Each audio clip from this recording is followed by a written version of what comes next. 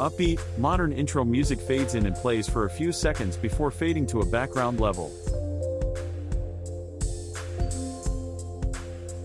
Hey everyone, and welcome back to the channel. Look at this. This is a beautiful bottle, right? Sleek design, a fancy name, probably cost a pretty penny. And we all know what it does, it makes you smell good. But have you ever stopped to think? How? I mean, really, how? You spritz this liquid on your skin, and suddenly, you're not just you anymore. You're a walking forest, a burst of citrus, a whisper of spice. It's like a superpower in a bottle. But that magic? It's not magic at all. It's precision engineering at a molecular level. It's chemistry. Today, we're going beyond the bottle. We're diving deep into the atoms and molecules that create our most beloved scents. We're uncovering the hidden science of cologne and how fragrance chemistry actually works. Music swells slightly and then fades out. So, let's start with the most fundamental question: what exactly are we spraying on ourselves?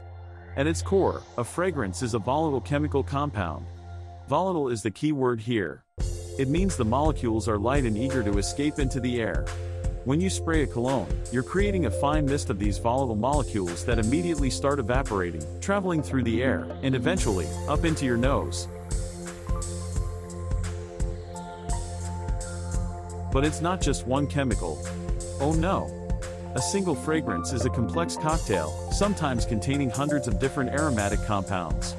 And perfumers, the artists and scientists behind these creations, organize them using a brilliant conceptual model called the fragrance pyramid. Think of it as a three-layered pyramid. At the very top, you have the top notes. These are the smallest, most volatile molecules. They're the first thing you smell immediately after you spray.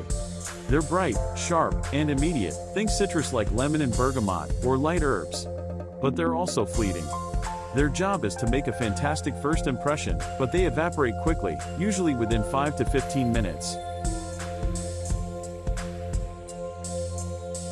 As the top notes fade, they reveal the heart notes, or the middle notes. This is the core character of the fragrance, its true personality. These molecules are a bit heavier, so they take a little longer, about 10 to 30 minutes, to fully emerge from the warmth of your skin. This is where you find the full-bodied florals like jasmine and rose, the spicy notes of cinnamon or nutmeg, or fresh green aromas. The heart notes form the bridge between the initial blast and the final phase. And that final phase is the base notes. These are the heaviest, least volatile molecules.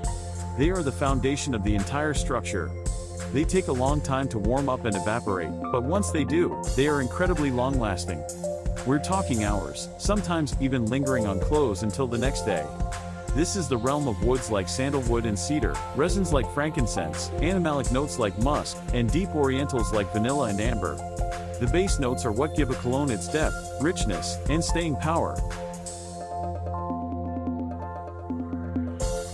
This entire symphony of evaporation is what creates the dry down, the way a fragrance evolves on your skin over time. It's not that the fragrance is changing, it's that different sections of the chemical orchestra are taking their solos at different times. Now, let's talk about where these molecules actually come from.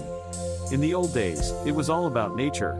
People would distill, press, and extract essential oils from plants, flowers, woods, and even animal secretions. Real ambergris, for instance, is a rare and valuable substance produced in the digestive system of sperm whales. But as you can imagine, harvesting these natural materials is incredibly expensive, not always sustainable, and the supply can be inconsistent. The scent of a natural rose oil can vary dramatically based on the soil, the weather, the time of harvest. This is where organic chemistry stepped in and revolutionized the entire industry. By understanding the molecular structure of these natural aromatic compounds, chemists learned to recreate them, and even invent entirely new ones that have never existed in nature. Let's take a concrete example. One of the most famous and important molecules in all of perfumery is called Iso E Super. It was created in a lab in the 1970s. On its own, it doesn't smell like much, just a faint, woody, slightly sweet aroma. But when used in a fragrance, it has a magical effect. It adds a velvety, diffusive quality that makes the scent seem to bloom around you. It's not a note you can easily pick out, it's more like the acoustic padding in a recording studio that makes the music sound fuller. It's the secret weapon in countless modern, iconic fragrances.